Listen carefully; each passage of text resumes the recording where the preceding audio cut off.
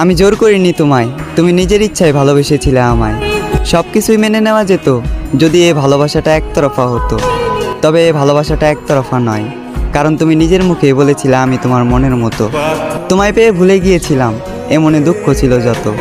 থাকতে পারবো না জেনেও তুমি চলে গেলে, কষ্ট পাবো জেনেও তুমি মন ভাঙলে। শরীরে দিলে বিচ্ছেদের দাগ, হৃদয় করলে ক্ষত।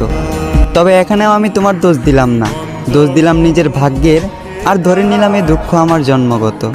তুমি আজ আমার জীবনে নেই, তাই বলে যে তোমার নামে বদনাম করব এমন মন মানসিকতাটাও আমার নেই।